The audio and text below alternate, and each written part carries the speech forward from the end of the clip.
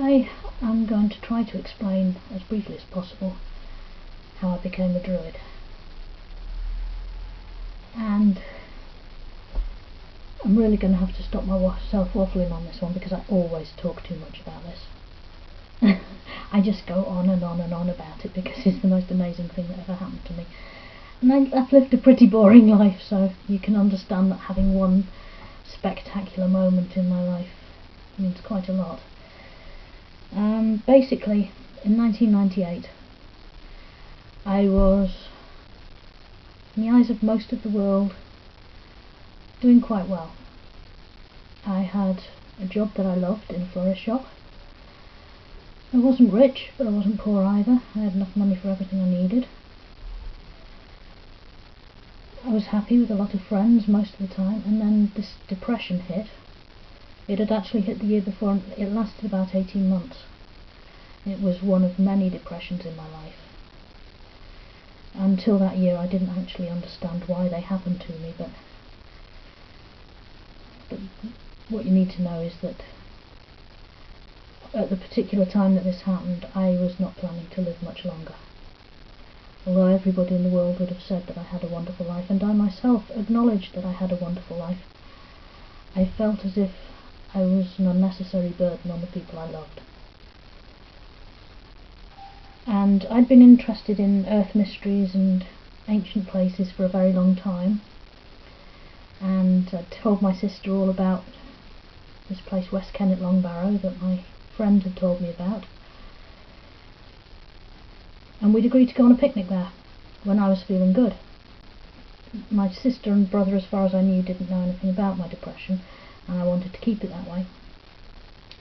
So when the time came for the picnic, and I was feeling horrible and I didn't want to live, I decided to just quietly bow out and say, go without me. Because I didn't want to spoil it for them. And I couldn't see how I could enjoy the day when all I could think about all the time was, I don't want to go on. But Liz told me that she'd been looking forward to it for months, and that if I didn't go it would ruin the day for everybody, and she really laid it on thick. She later told me that she'd had the feeling that day that she had to get me out of the house somehow. She understood that I was depressed, even though I'd never told her. So I thought to myself, I can't justify ruining what could be their last ever memory of me, because I was planning to kill myself within the week. So I went, and all the way there I was thinking, I've just got to pretend to be enjoying myself so that nobody else is upset by it. When we got to the car park in Avebury, that was right next to the path up to West Kennet Long Barrow, I got out of the car and I just felt this feeling of being pulled. I just had this feeling that if I could just get to the top of the hill fast enough, everything would be alright. And it was insane, because for 18 months I hadn't had a scrap of hope about anything. And then I hurtled up this hill, leaving my brother and sister far behind and wondering what on earth I was doing. And I got to this Neolithic tomb, and I stepped inside, and as I did, the depression lifted. It was instantaneous. And I felt wonderful. And I was thinking clearly for the first time in 18 months, and I realised how stupid it was to think of killing myself, and how insane I'd been, how completely cut off from reality I'd been. And I realised at that same point that everything I'd been through in all my depressions was because I'd been trying to cut myself off from needing people. And the depressions had been constantly trying to knock down these walls that I'd been building up. And I got asked this question by something. I felt the presence of God very strongly. There was something in that tomb as well that was asking me questions, and all the questions were as one, but there were lots of little questions tied up in it. And one of the questions was, do you want to be healed? Another was, have you learnt from what you've experienced? And I just said yes to it all, and months later I was still trying to work out what the questions are, and I'm still finding out what the questions were. But as I said yes, It was like a switch was flicked. It was exactly like that. Everything in my life just clicked into place. And I was overwhelmed, and I just had to get out, because I knew my brother and sister were coming up the hill, and the last thing I wanted them to see was me crying because I'd been healed in this amazing way. I just couldn't talk to anybody at that point. So I went on top of the hill, on top of this tomb, which was grassy slope. I stood on top and I looked across the Silbury Hill, and as I did I got this vision, which is quite frightening when you're not a visionary person. I was the most conventional of people before then, and I just looked across and there was this vision of a silver path, and I could feel that I was on this path. I could see myself on the path with green robes similar to these, although I also had a hooded green cloak.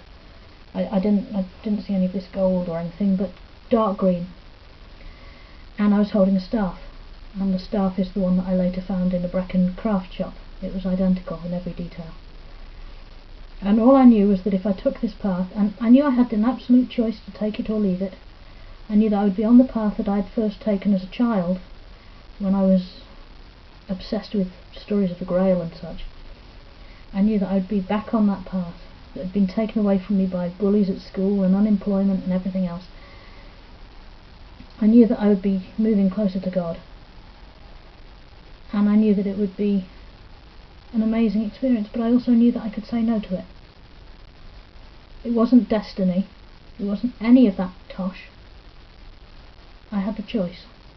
It was my commitment to make or not make, and I knew that if I didn't choose it, the path would still be there.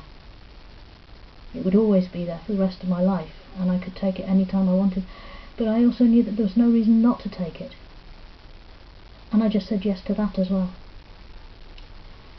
And after that there followed nearly a year. It was the end of May 1998 when I had the vision. It was 1st of May 1999 that I initiated as a Druid, but for that year I was trying to work out what it was all about, what the vision had meant. I thought of healing for a while, but it didn't feel right, and then I found Druidry. I was nudged to a book actually by God, and it was Principles of Druidry, and I just said, Lord, either you've gone crazy or I have. You do know Druidry's pagan, don't you?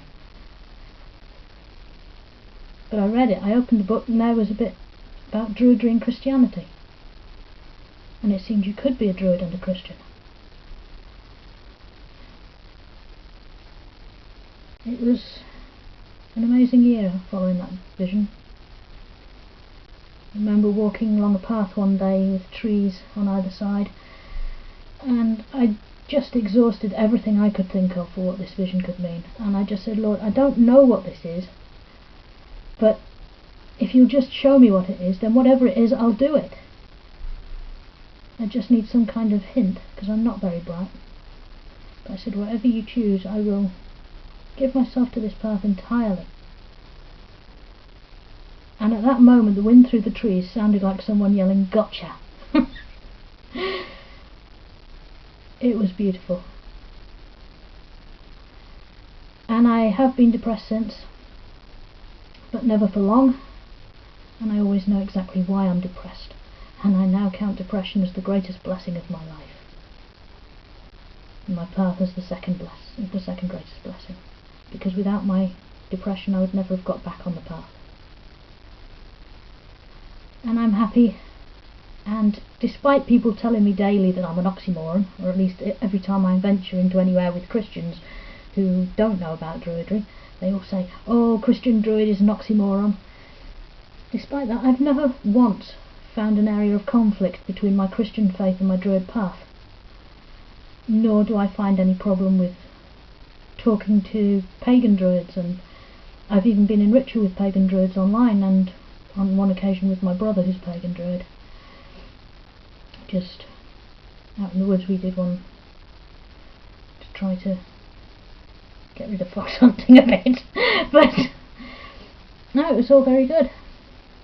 It's always been the easiest path you could imagine, because it is so much just nature. It's just following the inclination of your soul, and I can do that. Even I, with my brain of fluff and my heart of flint, can follow that path.